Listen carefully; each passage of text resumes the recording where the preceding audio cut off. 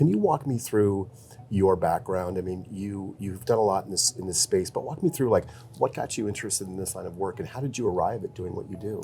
Well, man, ever since I was a little kid, I wanted to be a doctor. Ever since I was in 4th grade. There was a time in 10th grade where I wanted to be a lawyer because LA law was a big thing back then, but yeah. I grew over that, I grew out of that. But went to medical school, became a doctor, and I was going the traditional route. I mean, I like to study, I like to learn, but the inflection point in all that was when we adopted my first daughter.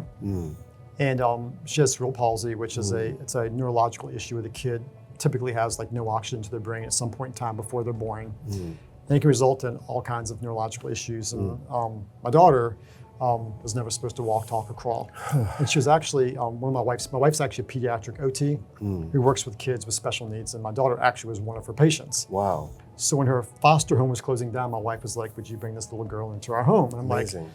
I'm like, and again, I was kind of like, we already mentioned this before. I was like, sure, I can always give her back, right? 14-day free trial, sure. I know, exactly. Yeah, well, again, I'm a little hard-headed at times, but fell in love with the little girl.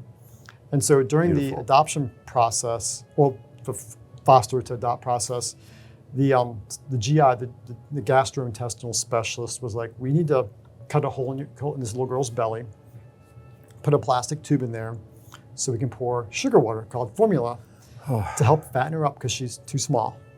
And so my wife is like, well, this will affect, even though she's never supposed to walk, this will affect crawling, which leads to walking. Even though she's not supposed to talk, it'll affect chewing and swallowing, which affects speaking. So we were like, okay, we'll just opt out of this one. And sorry, this was advice given by a doctor. This was somebody, a well-intentioned person who felt as though this was the right solution for your daughter. This was a pediatric gastrointestinal specialist. An expert. At one of the top places in Florida with this amazing advice. And my wife, who was in that world, already knew patients this person had seen and knew they tended to do procedures on kids. And so we opted out of that. And the inflection point wasn't that. It was 6 months later when my wife, who's a big researcher, found a growth chart for kids with cerebral palsy, which is what my daughter has. And my daughter was right in the middle of the growth chart. So she was normal for her condition. And it was like, how did the specialist, who we, again, people around the state come to see this person, how did they not know that my daughter had a special growth chart for her? How do they not know? I mean, because you're speaking about people who are likely highly intelligent, that have probably, the motives are gold, they really want to help people, but how is it, I'm just so curious as to how could that happen when you have a doctor who is meant to be a world-class expert in a particular field? Why does that happen? But it doesn't matter what level you're at. There's always people who are, there's always A players, B players, and C players. It doesn't matter if you're an engineer, a lawyer, a physician. There's always those people, and it's typically 20% of people are the A players who are like literally the best in what they do and will continue to be the best. Right. But even in a high level thing, there's most of them stop, I got my certification, I'm good. I passed my board, and I'm gonna do the exact same thing for the next 30 years of my career. Got it. And that is standard of care.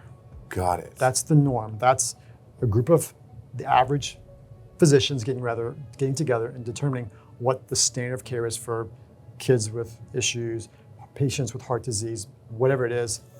And so it's just our system.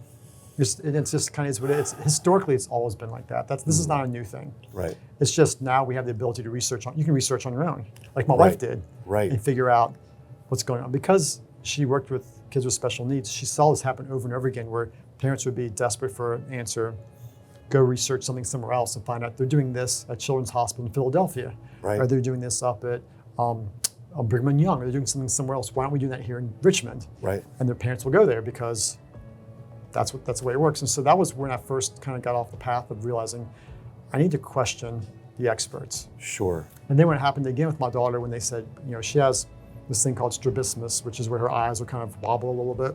Wow. And it's related to some of her neurological issues. And they were like, well, let's cut her eye muscles, tie them down so that she looks more normal. I'm like, I don't want her to look more normal. I want her to be more functional and one day be a functioning adult, who now can play chess and plays Battleship with me and walks around the house with her forearm crutches and won't stop talking and sings to her grandma. And, it's like all the things, yeah. But she was supposed to be a vegetable in the corner. Wow. And to think that she would be like, because I've seen those kids that are in wheelchairs in the corner and just to think that could be my daughter.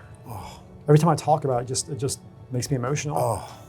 And that's like, the kids with special needs are a unique at-risk population for that.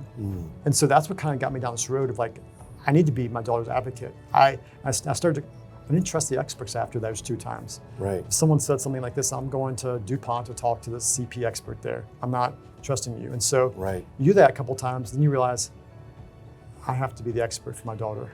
Right, you have to be her advocate because the standard care, that Western medicine can only go so far.